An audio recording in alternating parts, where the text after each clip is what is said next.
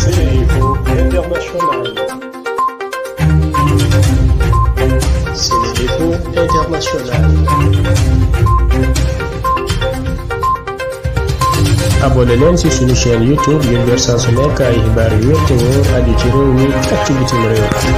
SeneInfo. internet yi ñuy bàyyi xel ci seneinfo.net ak SeneInfo International ñu ngi leen di nuyu fas yéene leen defal tënkub xibaar tey jeudi di 14 avril 2022 ñu tàmbale ko xibaaru biir réew mi. Amadou Gueye Diouf di directeur hôpital Amadou Sakhir Mbaye bu Louga foofu nga xam ne sax Astou Sokhna foofu la ñàkkee bakkanam moom nag tekki nañ ndombal tànkam njiitu réew mi mu ngi jël bi la dogal démb bi ñuy amal conseil des ministres. lu ko jiitu nag ministère de la santé jëloon na dogal ajandi personnel sanitaire bi nga xam ne ñoom ñoo fa nekkoon. Abdoulaye Diouf Sarr ci ab daje boo xam ne mu ngi ko doon amal ak taskatu xabaar yi moom nag xamle na ne kii di Astou Sokhna daal bu doon taxaw nañ ko taxawaay bi war mënoon na ñàkk a faatu.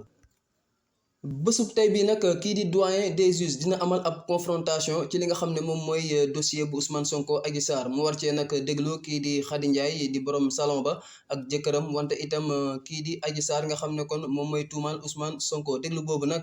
ni muy demee mooy ñoom ñett ñëpp dañuy teewee déglu bi ku ne di wax sa morom di dégg. loolu nag dina nekk jéego bu am solo ci procès bi nga xam ne kon war nañ cee jëm ngir leeral boobule mbir.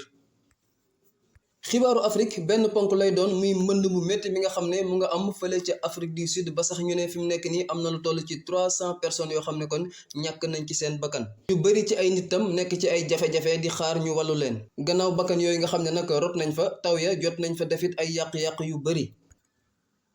xibaaru bitim réew it benn ponk lay doon muy réewum Angleterre ak réewum Rwanda yi nga xam ne dañoo xaatim benn déggoo ci biir déggoo boobu nag réewum Angleterre dafa jox ay koppar yu bëri ñii di waa Rwanda ngir daal waa Rwanda mën a dalal nit yoo xam ne kon dañoo ñëwoon foofu la ca Angleterre te sax amuñu ay kayit te bëgg ku leen fat ki nga xam ne nag moom mooy Boris Johnson di premier ministre bu Angleterre moom nag nee na nekkul ne seen réew dañoo bañ a fat ay nit wala sax dañoo bañ a dimbale ay doomu aadama wante dañ ko mënatul. lii la ñuy indiloon tey ci ay xibaar di rafetu seen teewlu di leen jox di daje ëllëg jaa ngeen jëf.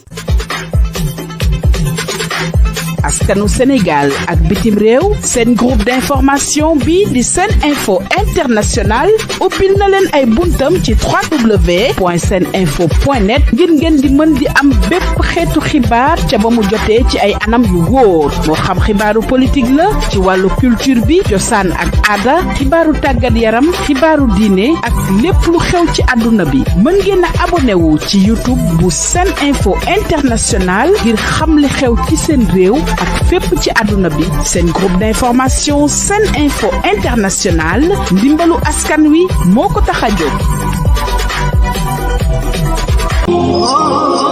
ana lan ngeen doon wuti ca Makka muy jàllaaba muy cuuraay muy bépp accessoire buy jógee Makka ana lu ngeen di wuti Makka lépp loo xam ne da ngeen koy jëli ji ba Dubaay lépp loo xam ne da ngeen koy jëli ji maanaam foofu nga xam ni moom moo di ca Makkatul Mukarram am na fii nga xam ni moom moo di ci Saloum Jidda